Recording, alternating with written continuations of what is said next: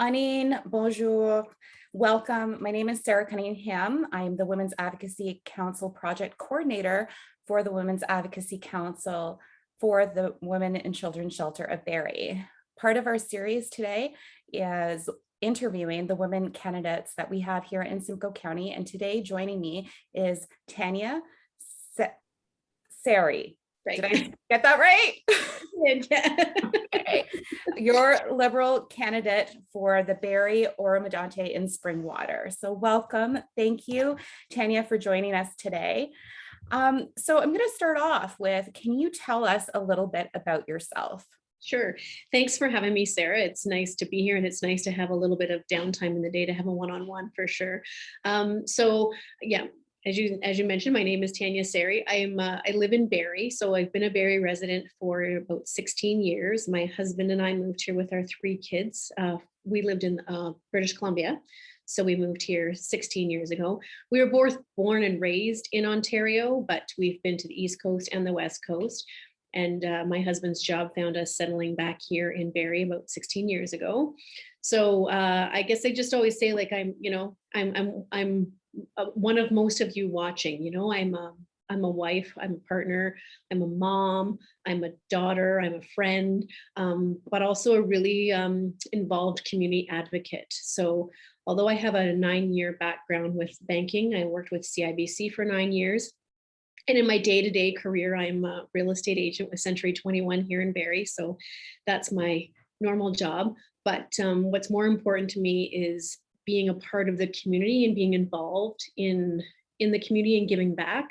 So one of my biggest organizations that I love and support would be Redwood Park Communities. I'm sure you've heard of them. So I went to a podcast that was put on by Redwood Park Communities, and I was trying to think of this morning how long ago that was. It was probably 5 or 6 years ago. It might have been 5. Anyways, they had a podcast, and it was a woman telling her story and how Redwood Park Communities helped her and how much her life had changed just being involved with that organization. And in that moment, I knew that was an organization I wanted to help. So I've been volunteering with them since then. And I'm now officially given the title of the volunteer coordinator. A super long title, but anyways, so Redwood Park is a big one for me. I sit on the committee for the Alzheimer's Walk annually as well, which unfortunately that's amazing. Yeah, virtual for the last couple of years, but hopefully next year we can go back to in person. I have volunteered with Gilda's Club. I have volunteered with Barrie Minor Hockey. I'm currently the chair of the parent council at my son's school at St. Joseph's here in Barrie. So it's always been important to me to give back to community. So as much as I love my job, I love what I get more from being involved in the community and giving back whenever and wherever I can. And part of that is the 3 humans I have at home watching me. My kids are 17, 19, and 21. And it's really important to me that they see what you get out of giving and that they in turn do the same. So making a difference isn't always a monetary thing. It can be very much a volunteering of your time thing. So yeah, that was a long-winded answer to tell me about you. Yes, no, it's amazing that you're involved in all of those community and advocacy groups.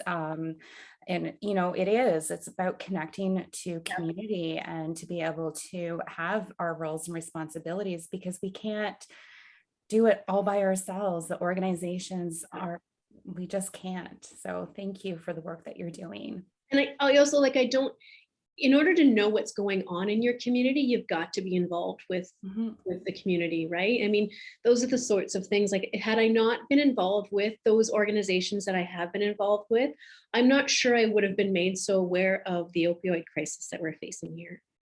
Or the homelessness crisis that we're facing here. Like, you hear about it, of course you hear about it because it might be an article in the news or it might be on TV. But when you're talking to organizations who are firsthand involved, it's a whole other feeling you've got. right? Absolutely, absolutely. And it all starts with grassroots, right? Grassroots organizations and hearing the lived experience that many community members are experiencing, no matter Yeah, where you live, right? absolutely. Yeah. So, what has inspired you to run in this federal election? That's a loaded question sometimes. I think what's inspired me is the things that I just mentioned to you. I see and hear a lot from organizations like Redwood or organizations like yourself, the Women and Children Center, and there are a lot of gaps here. And I feel like there's a lot more that can be done if we all work together to accomplish it. And there's change that can be made if we're loud enough. And I feel like I'm just really passionate about making this community a better place. It's not that I'm saying it's not that good. It's just anything can have an improvement. And so I think that's what inspired me to run. And to be fair, too, it was something I'd never considered. I mean, if you'd had said to me 5 years ago that I was going to be sitting in front of you as a candidate in a federal election, I would have thought that was absolutely crazy. But I think it goes with the saying of like, be the change that you want to see in the world. And there are things that I just think so passionately about that I want to be a part of changing and have somebody that is going to advocate for those things. So that's what drove me to run it. And I also feel that throughout this pandemic, the Liberal Party, I've always been a Liberal supporter, but the Liberal government really did have the backs of Canadians during this pandemic. I mean, the financial aids that went out to individuals as well as businesses, getting vaccine rollout out there so that we're way ahead of schedule, having people vaccinated. I'm happy about all of those things that were accomplished throughout the pandemic. I think if we hadn't had those things in place, I don't even want to think about the collapse this economy would have seen had we not had assistance from our government. And that's sort of the final push is, it really is a government that's working for the people. And I want to be a part of that because that's what I've been doing my whole life. I work, but I'm about the people. And, I don't think any of us wants to see anybody suffer. Everybody wants what's best. I want what's best for everybody. So that's what pushed me over that, putting my name on paper and submitting it.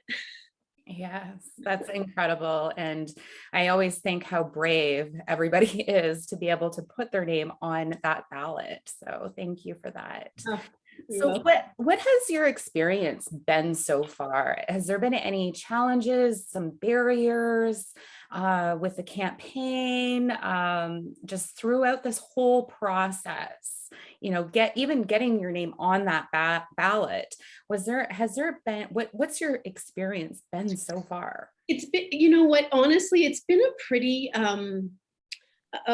pretty positive experience. I have said several times over the last, I don't know, I think we're at 32 days right now, that I am probably the least stressed person on this campaign. And I don't mean for it to sound corny, but I'm just trusting the process and doing what feels right to me throughout it. So when I was approached about the potential of me putting my name in, it was about a year ago, not quite a year ago. So it was I think late September, maybe early October, the local riding association had approached me and asked if I would have any interest in putting my name forward. But I sat on that until so that was September, October.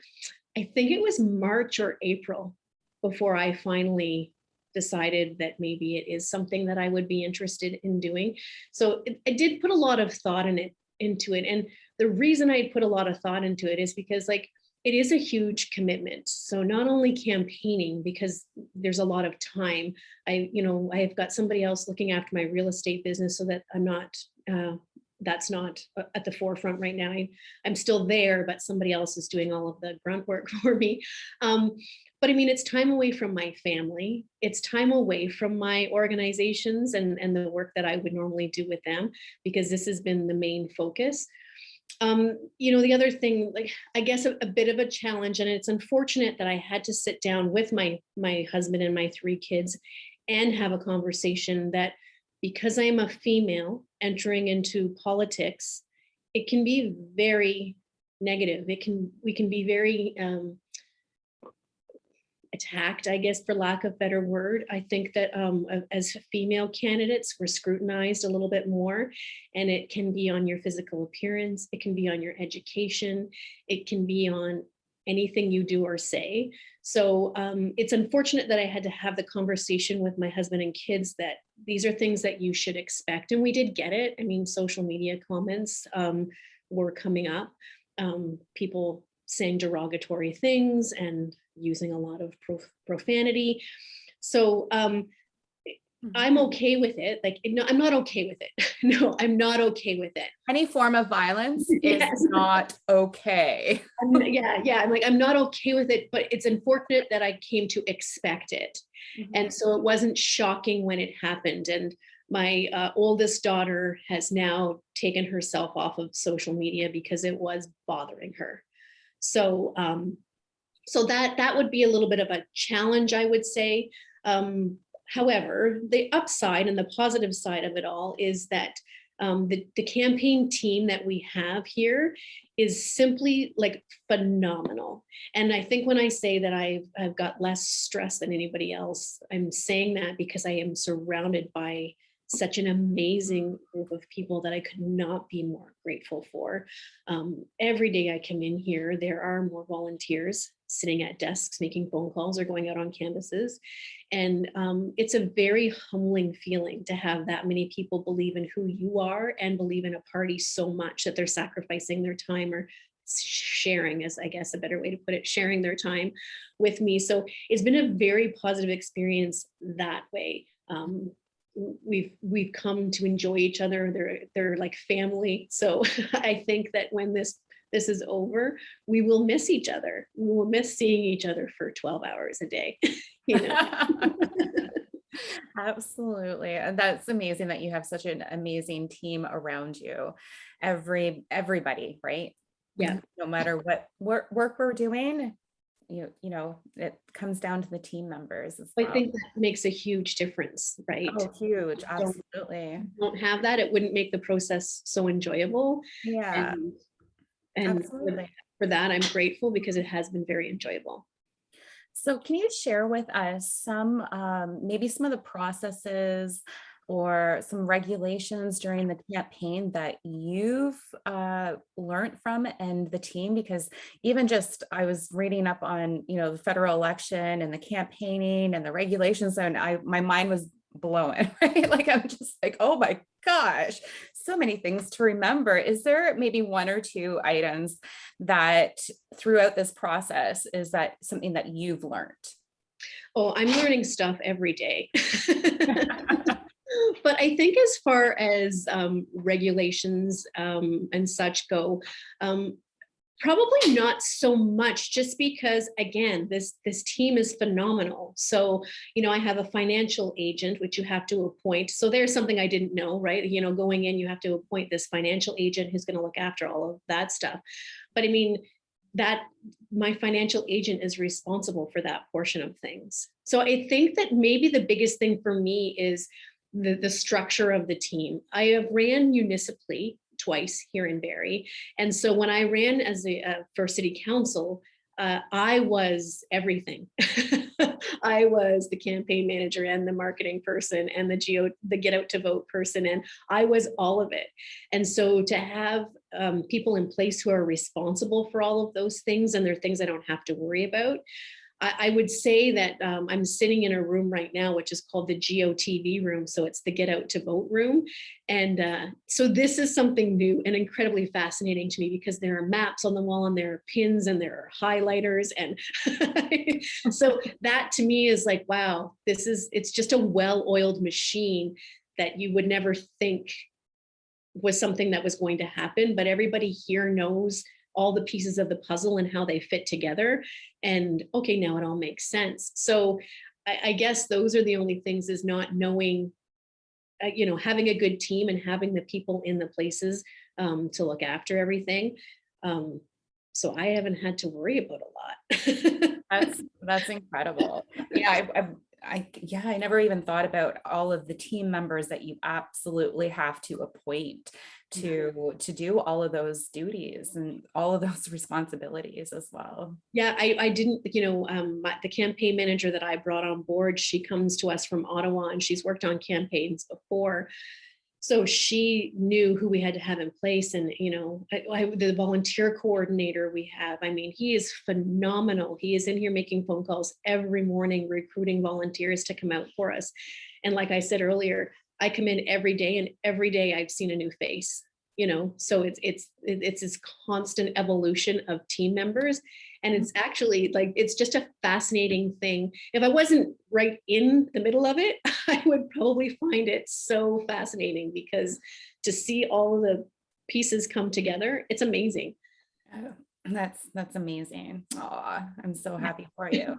So my favorite question is, can you tell us a little bit about your campaign and what some of the structures that as a Liberal Party want to improve upon in your writing, and maybe some new creation of different programs here in Simcoe County. So can you tell us a little bit about that? So one of the pieces of the platform that I'm really excited about, and that the Liberal Party has already begun to roll out, is the $10 a day childcare. So we have had several provinces. Yes. Yes. That's one piece, the Women Advocacy Council. When I started doing the research, it just makes sense. Yes.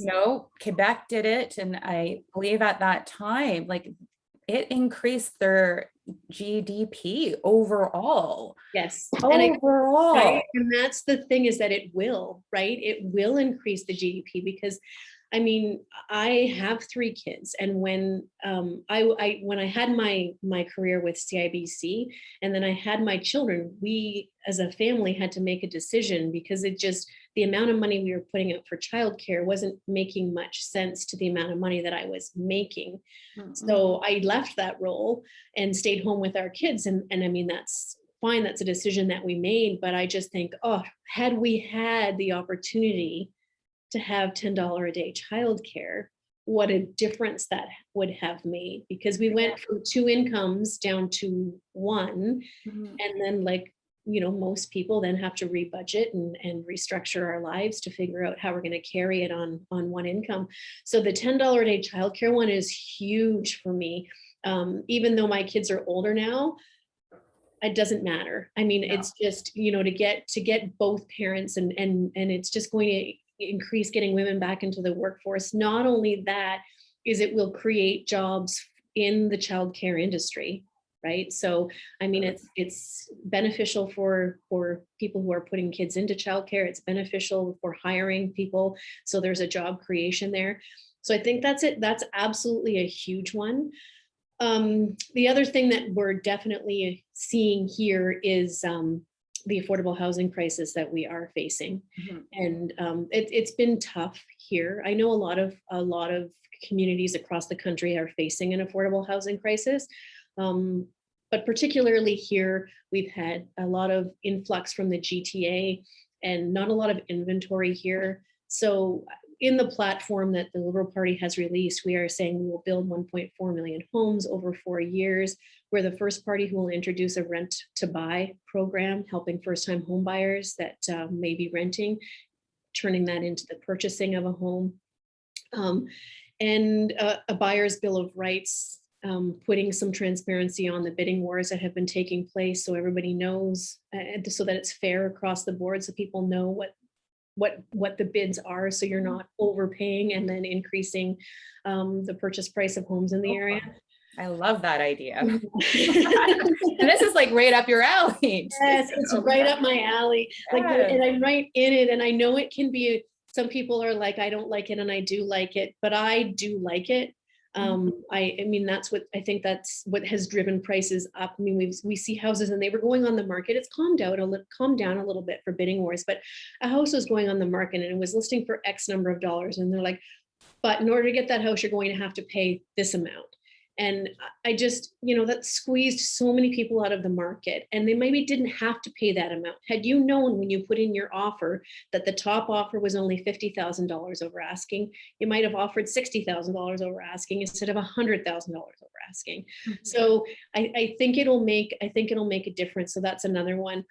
And the other thing that I would absolutely advocate for in this area is the safe consumption site. I know that Barrie City Council has approved a location for that consumption site. So I was happy to hear that, because that's been years in the process and quite frankly taken far too long to get a location set. I mean, we are losing people to this opioid crisis on a regular basis. And if we can help put an end to that, then I don't know why we wouldn't. So for me, just to advocate for it, because there is federal funding in the budget to combat the opioid crisis, and I would love to see that federal funding here. So those would be the top three things that when I'm out, I mean, there's a plethora of things I'd love to change the world, but those are the sort of the three that, and again, when the platform was released and actually when the budget was read, it gave me an idea as to what was going to come out in the platform. Again, that was another thing that went, yes, there are three things that are important to me in this community. And all of those three things were addressed in the platform. So, I'm thrilled about that. Absolutely. Oh, that is absolutely incredible. And especially going kind of circling back to the childcare, I just hope that our childcare providers will get a raise increase. I'm just gonna plug it in there. I actually had a conversation with an individual that provides childcare in the area too. And we had the same discussion because there will be a push in our platform. Again, we have the hiring and training of PSWs, yes. and with PSWs, a $25 minimum wage. So she said, yeah. So she said, what about a bigger minimum wage for childcare providers? And I went, yeah, if that's important to you, I'll take that. I'll take that to Ottawa, and I will advocate and say that this is important, because like you just said, it's another one of those jobs that it can be a challenging job. And I think when it's minimum wage, it might not be as well, and Simcoe County overall is one of the fastest growing populations, right?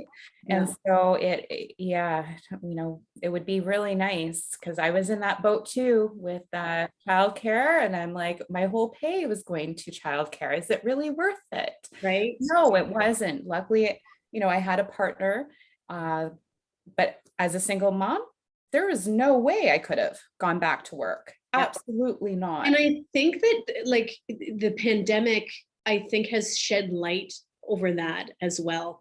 It's always been an issue. It's always been an issue. Like you just said, I experienced it, you experienced it. But I think the pandemic has really brought that to the forefront, saying, we had, parents who had to stay home because the kids were doing homeschool or schooling from home.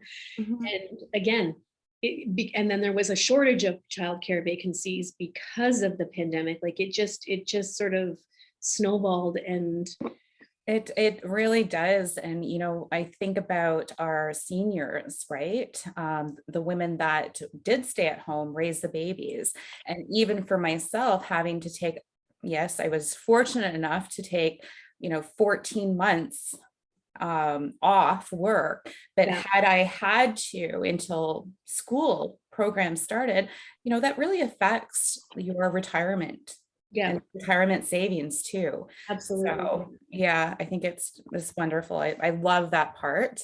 It's something that the Women's Advocacy Council has been really kind of pushing for. I think the number was every $1 that was invested in the Quebec, a return of $2.47. Yeah, I was going to say it's Right? a return of like about $2 to $2.50, Yes. right? Yeah. At that time, it was incredible. And I was like, well, this makes sense. This Yeah, absolutely makes sense. And then more women can either go back to school or go back and work. yeah, yeah. Absolutely. It feels like it's more of an option, right? As opposed to kind of not being forced, but having to make that hard decision to stay Yeah, home. I feel like it's more of an option. You have choices absolutely. now, right? Yeah, Yeah. yeah, Yes. So with E-Day coming up on Monday, yeah. what do you have going on from now until then? Can people still come out and meet you? What different events are you Yeah. attending? So we have, I look at my schedule changes, it seems minute by minute. So today we're going to do a food delivery and then going out to a wine and yoga with Gilda's Club at Heritage Estates this evening. Yeah, I think, we've got stuff scheduled tomorrow. We're doing a team, is tomorrow morning? I think it's tomorrow morning. We're doing no, today's only Thursday. Saturday, we're doing team blood donation. So we've got, I think, 6 members of our team are going to donate blood. So Oh, that's that'll amazing. be fun. We're going to hit some farmers markets and just trying to get out and see as many people as we possibly can. So yeah, there are several events during the day. I'm in my office right now, which is at 80 Bradford Street. So we're at 80 Bradford Street in Unit 501. There's always staff in the office. I tend to be here first thing in the morning, and then we don't like to knock on doors too early. So we don't start that until about 10 a.m. So I'm usually here for a couple of hours in the morning before we get out. And a lot of the day is making phone calls and going and knocking on doors so we can meet residents. So that's what's keeping us busy. Okay. So if people wanted to maybe help, is it too late for them to be able to come in and maybe volunteer, help with some phone calls or canvassing? Is that still happening? No, Like, love help. Thank you for asking. I'm like, can people still help? Yes, yes. We will take help right up until the time the ballots or the polls close on Monday. So, and we've actually had people who have reached out that are available, but they only want to help on E-Day specifically, right? So yeah, we will take help. So do you want a phone number? Is that? Yes. Well, my next question is how can people get a hold of you? Okay. So, yes, we have 3 options. You can stop into the office at 80 Bradford Street. Like I said, somebody is here. We're usually here by between 8 and 8:30.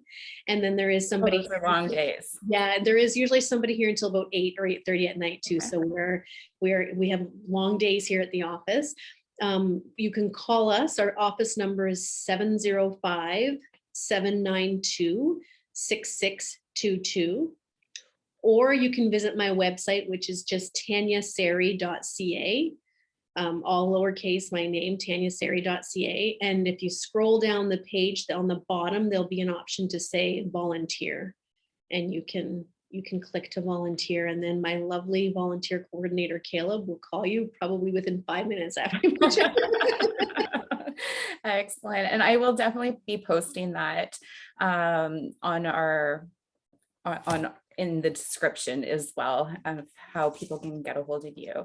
But I just want to say thank you, Merci and Chimiguech, for taking the time with me today for this interview. And I wish you and your team hopefully a restful weekend, but busy and productive, and best of luck. Thank you so much, Sarah. I appreciate you taking the time to talk to me today. It was great. Thanks. Okay, thank you.